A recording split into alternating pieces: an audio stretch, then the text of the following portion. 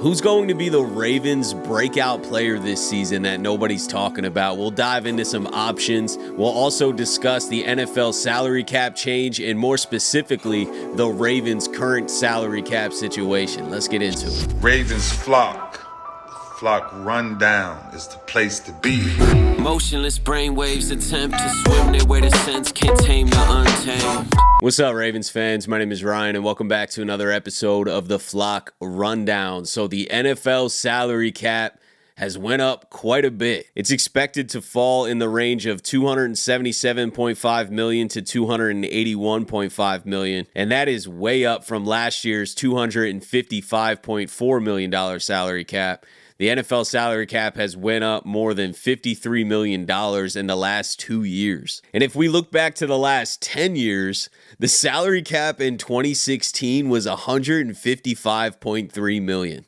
Fast forward 10 years later, or 9 years essentially, in 2025, and we're over $100 million higher per team to 277.5 to 281.5, wherever it ends up landing. But just look at that increase over the last 9-10 years from 150 million to 280 million. We don't know exactly what the cap's going to be. We know it's between 277 and 281. So let's split the difference at 279.5 and just use that number. If we use that middle number, the Ravens are going to have around $12.9 million in salary cap space right now. That includes $2.1 million carried over from last season, but that does not include all of the rookies that we have to pay. It's still too early to say exactly how much salary cap room we're going to have, but not a lot still. Even with this increase, the increase was much more than expected, so that benefits every team, that benefits every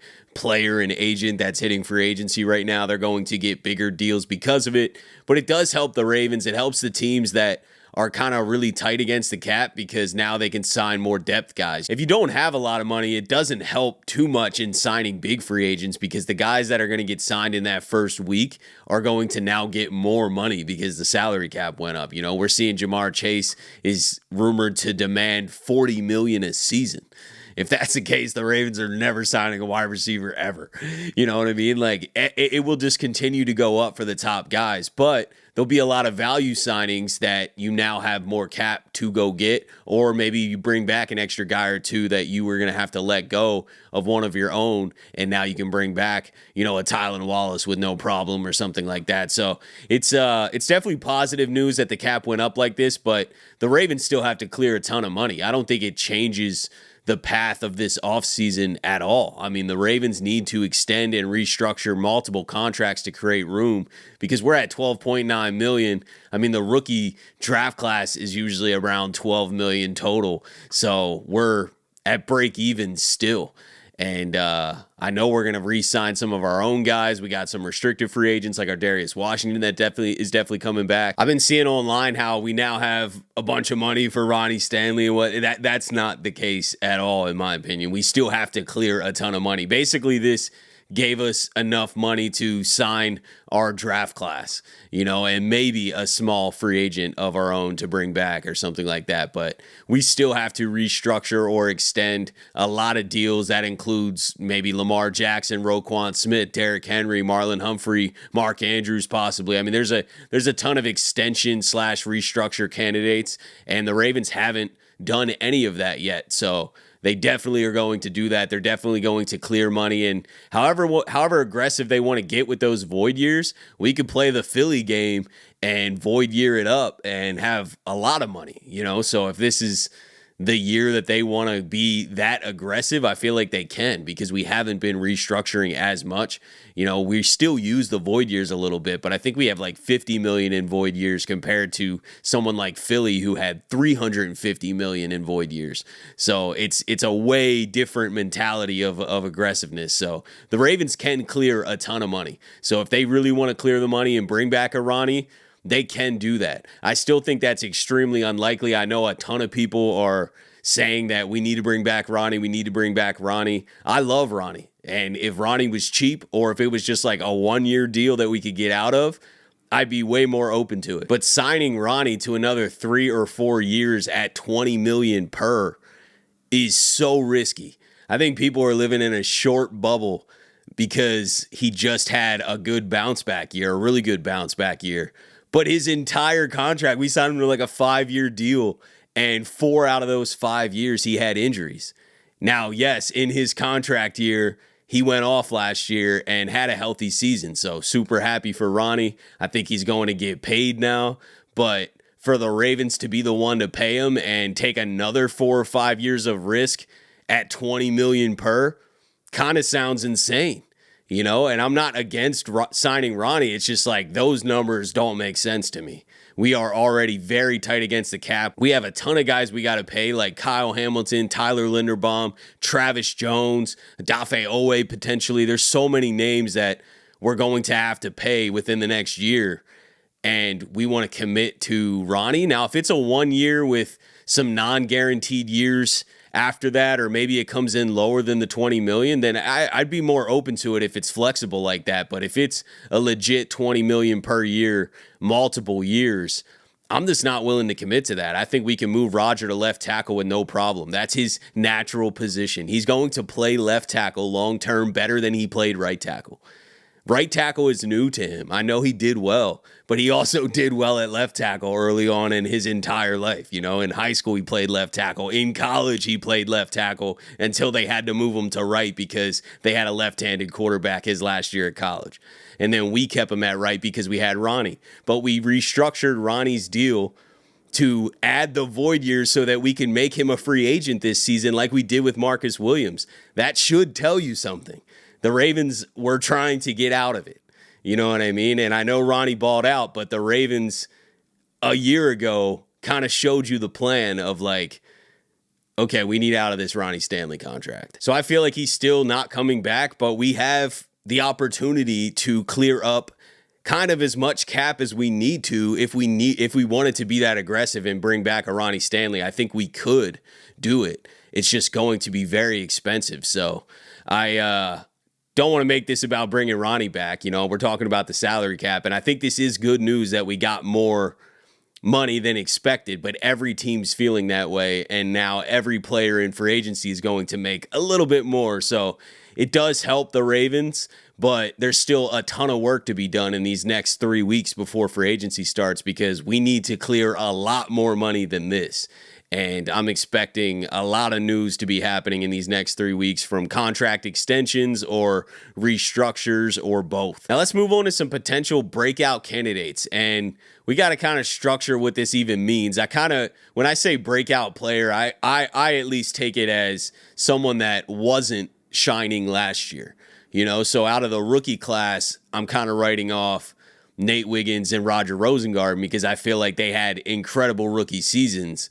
And yes, they're going to take a leap. Yes, they're going to get better. But I mean, a breakout is kind of somebody that you either didn't expect or didn't get much playing time that's all of a sudden playing a ton and having a really good season. So last year, maybe Travis Jones was kind of a breakout player. You know, from the rookie class, like I said, Roger Rosengard and Nate Wiggins. Matabike a few years back was a big breakout player. Like he had a dominant season that he wasn't having before. So that's kind of how I view a breakout player. I just kind of wanted to set those parameters before I just start tossing names out there because there's a lot of guys that are going to have good seasons next year.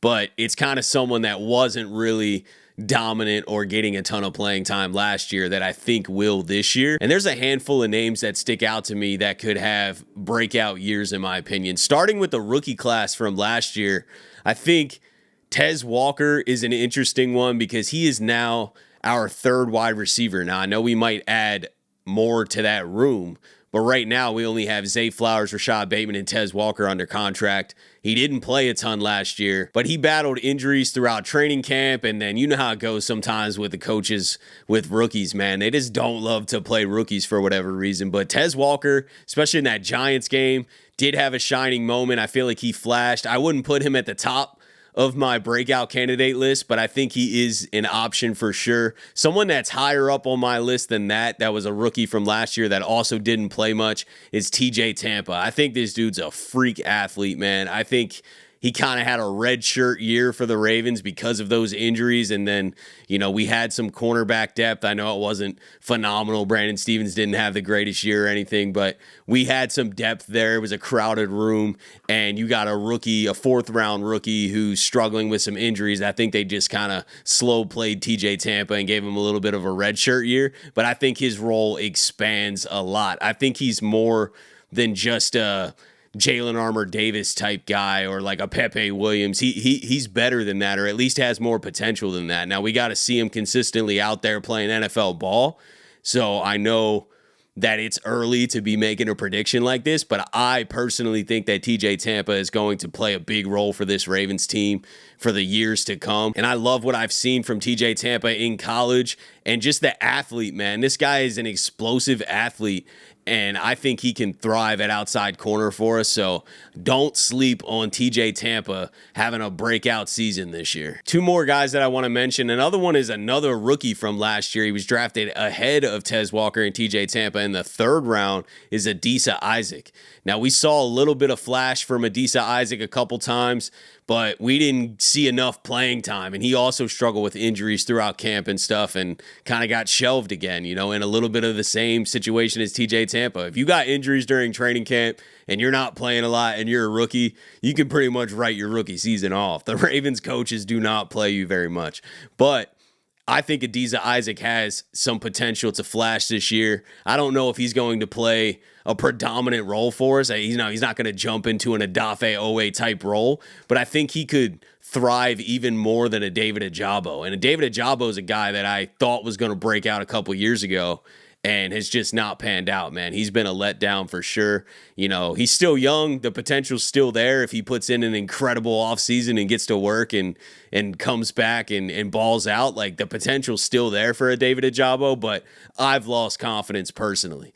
There was a couple years there where I was like, just wait, man. Like, David Ojabo is going to pop off. He's flashed so many times when he's got the opportunity, but he can't stay on the field consistently. So I think Adisa Isaac could pass him this year if David Ojabo kind of stays what he's been doing. I think Adisa Isaac's going to get a lot more playing time and has potential to flash. I still think I'd still put TJ Tampa on my personal breakout list ahead of Adisa Isaac and Tez Walker, but I like all 3 of them to take a big leap in playing time and have a role next year. And the last one that I wanted to mention has been playing more than those other guys and wasn't a rookie last year, but I think could really explode and take another big leap, and that's Tavius Robinson. I love what I've seen from Tavius Robinson since we drafted him, to be honest, but I think he is on that Travis Jones type trajectory where year after year you just see him playing more and more and more and flashing more and more and more. And I think Tavius Robinson's going to take another big leap and play a pretty substantial role on our defensive line. I really like what I see from Tavius Robinson, and I think he could be the Ravens breakout player this season, but he's played a lot more, so it's like more of an obvious, increase in playing time. So that's kind of why I wanted to highlight the TJ Tampas and Adisa Isaacs, because they just haven't played much. So Tavius Robinson to me is like a little bit more obvious. You could see Travis Jones' rise coming. Like, year after year, you're like, okay, Travis Jones is going to be a guy. And I think Tavius Robinson this year is going to be a guy. But what are you guys thinking? Who's your breakout player for this upcoming season, this 2025-2026 NFL season? Who is going to take a huge leap from last year and play a big role for this Ravens team? Is it one of the rookies from last year? Is it a Tavius Robinson type guy? We saw a Darius Washington breakout. I didn't even mention him, but he was kind of a breakout player last year that exploded onto the scene. So who's going to be a guy like that? Sanusi Kane and Bo Braid are kind of interesting options too.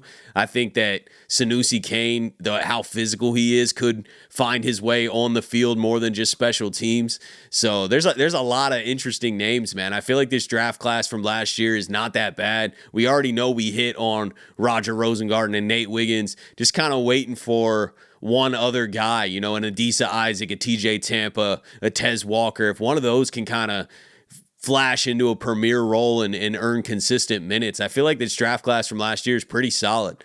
So we'll see how it all plays out. Let me know who you guys think is going to break out. And as always, I appreciate you guys watching another episode of the Flock Rundown. Have a beautiful rest of your day.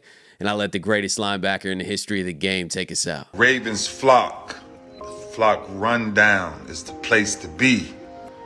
My man Ryan has been a lifelong Ravens fan since he was born.